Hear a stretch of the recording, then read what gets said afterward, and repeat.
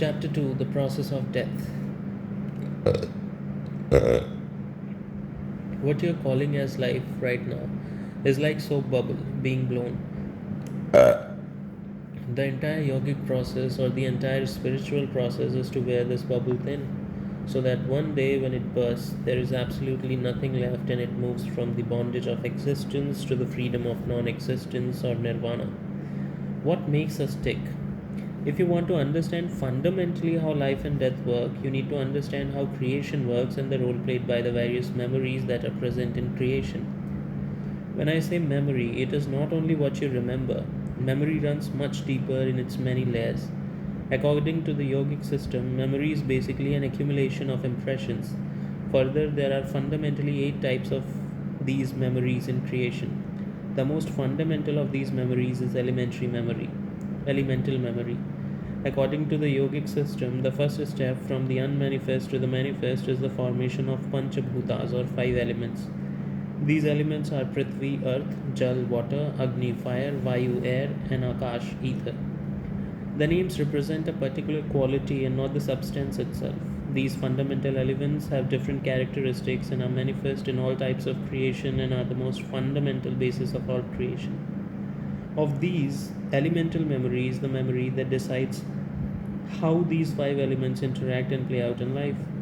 The next layer of creation is the material substance that the universe is made of. The rules of how they play out are contained in what we call atomic memory. Today, every child is taught atomic memory in school. The word atoms come from Greek word atomos, meaning indivisible. When modern science discovered the atom, it was believed that atom was indivisible and the most fundamental building blocks of the universe. Today, of course, we know that it is not so. Over 2 dozen subatomic particles have been since discovered, and more are possible. Atomic memory relates to how subatomic particles, atoms, and in turn molecules of various physical substances are made and how they behave. Elemental memory and atomic memory together constitute what can be called inanimate memory.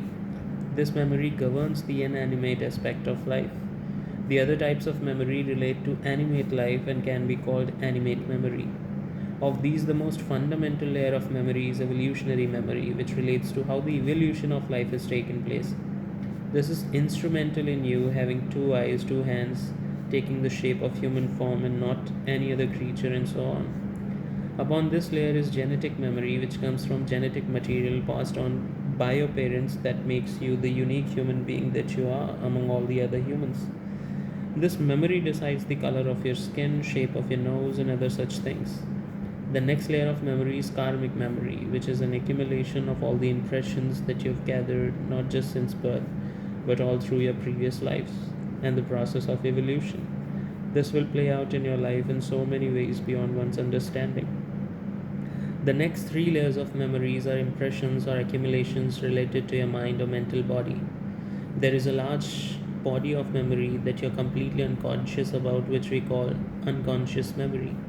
Then there is another body of memory that is just beneath the conscious memory that we call subconscious memory. And finally, there is conscious memory itself. When you can recollect and articulate, all these 8 types of memory will play out in your day to day life according to the impressions accumulated and the situations you're faced with. Broadly speaking, these are the layers of memories that make you the life you are. Now, there are many ways to look at the essential nature of life. One of them is that there are 2 seeds that make our lives. One is the seed planted by our parents, which gives us body, and the other is the seed planted by the Creator, which gave us the life within. There are 2 different types of seeds, or in other words, 2 different dimensions of nature. The first is programmed for certainty, while the second is programmed for the possibility. The body is physical, and there's a sense of certainty of its existence. The life that you are beyond the physical is a debate for most people. Most are uncertain of the nature of their existence.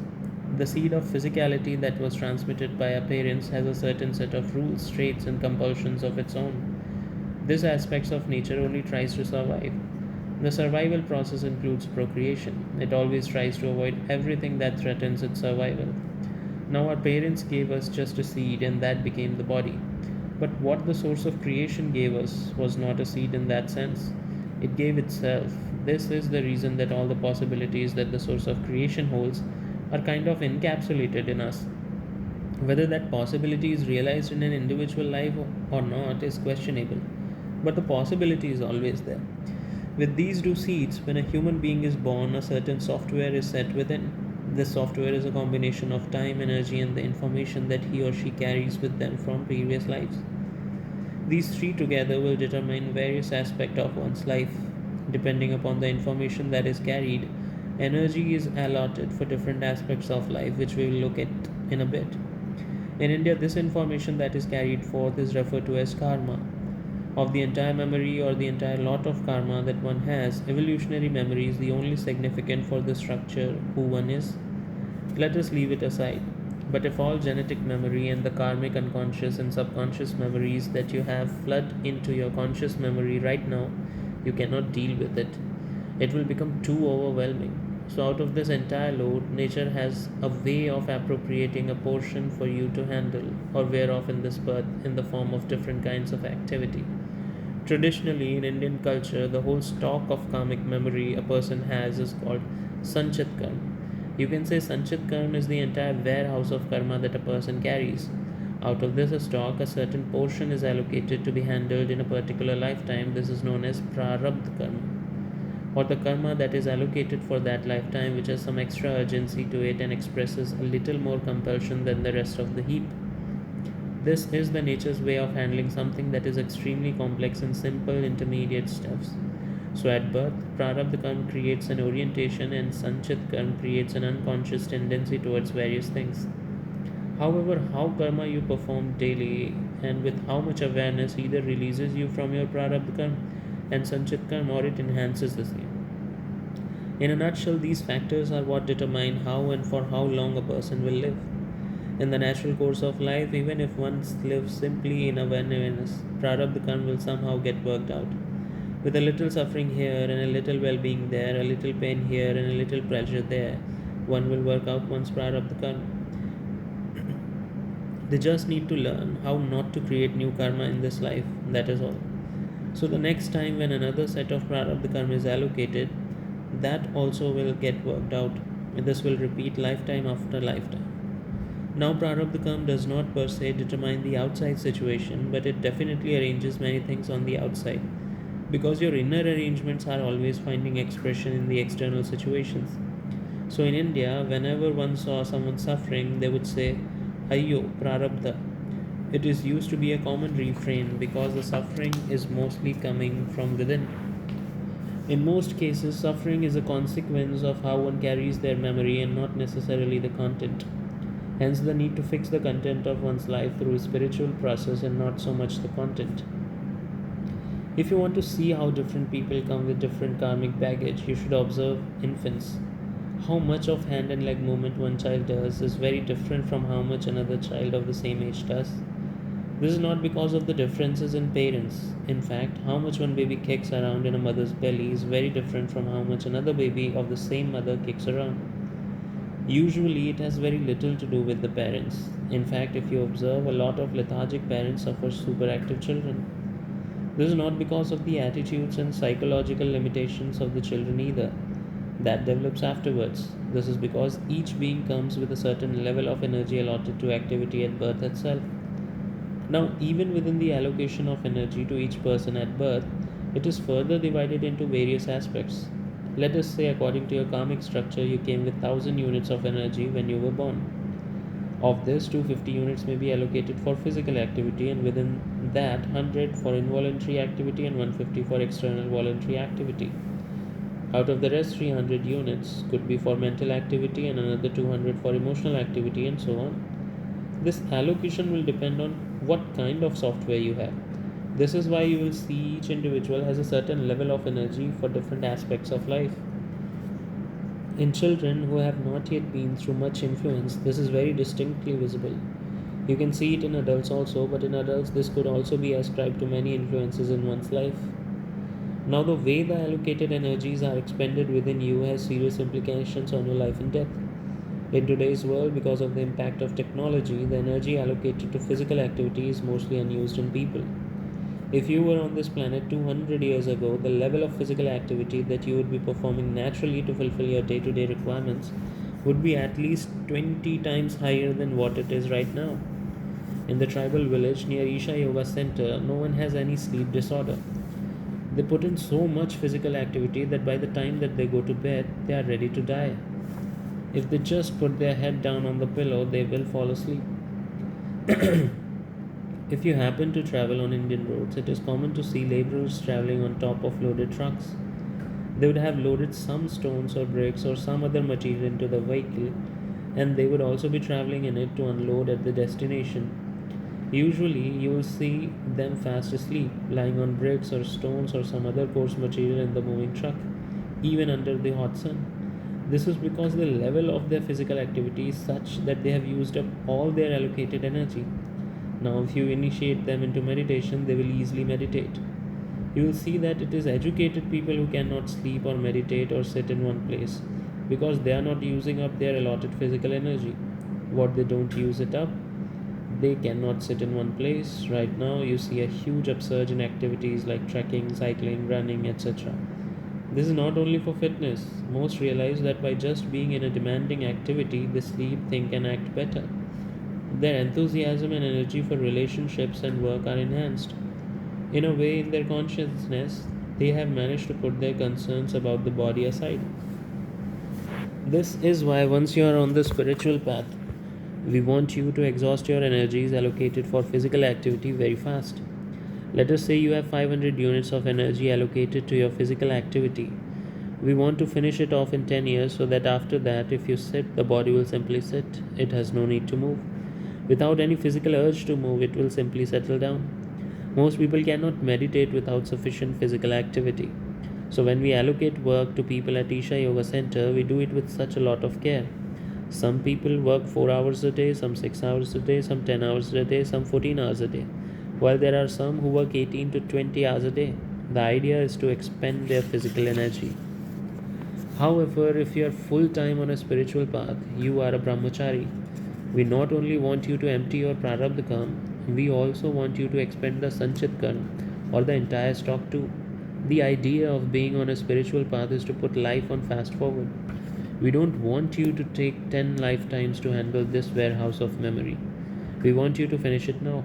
So we try to open up other dimensions of memory in you. The reason why so much discipline was always brought into yogic practice is that even when things that would otherwise overwhelm you come up, you should be able to handle them. If you open up things for which one is not ready, karma can just smother you completely.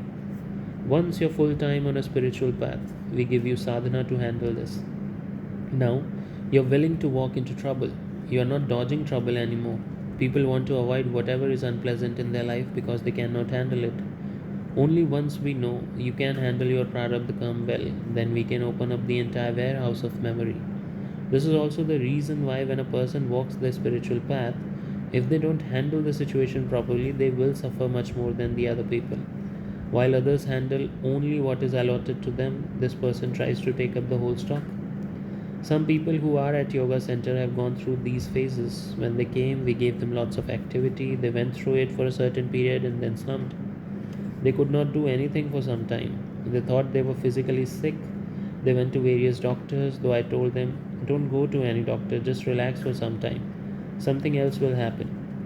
After some time, once again, they are swept away by activity because we open up another room in the warehouse for them. What they should have done in their next life, they do it now.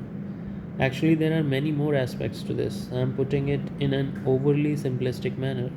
The main aim is that we want them to finish it all now. This is also the reason why many spiritual systems in the East always had a grammar and mathematics attached to them. Yogis want to develop their body and their mind because if they are born again, they don't want to be born with the small amounts of prarabdha karma and go on for many lifetimes. They don't want to postpone it, they want to fast forward everything. They want to enhance their mental capabilities so that this time around, even if they were not able to end it, because they left with very great physical and mental capabilities, when they come next time, they will get a bigger software. They will get more prarabdha karma. So, along with the spiritual process, people took to grammar, music, astronomy, and mathematics because they want to use their intelligence in every way. Now, along with the memory and energy, there's a third dimension, time. that determines the duration and nature of one's life and death. Both life and death happen within the ambit of time. Time ticks away all the time. You can neither slow it down nor hasten it. You can conserve your energy, you can throw it around, you can develop it, you can make it phenomenally big or insipid. But time, it just keeps slipping away. It has its own intelligence and it flows according to certain parameters of karmic information and the energy allotment that is available in one's system. So, can we not do anything about it? We can, but that is much more elusive dimension of life than the other two. The other two are much easier to manage and manifest in one's life. Generating energy and using it the way you want, not allowing your tendencies to determine the nature of your thought, emotions, and activities, far easier than taking charge of time. Even Adi Yogi took charge of time only when he was in certain states. When he was in such states where he took charge of time, we refer to him as Kalabhairav.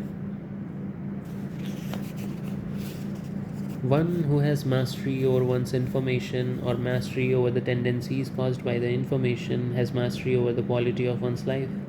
He or she can determine whether the self becomes pleasant or unpleasant. One who has mastery over one's energies will determine the nature of one's activity and how one lives. They have absolute mastery over their life, but not over their death. But one who has mastery over time will determine the nature of one's life and death. They can determine whether they want to live or die. This is how the three dimensions that constitute a life are connected to a depth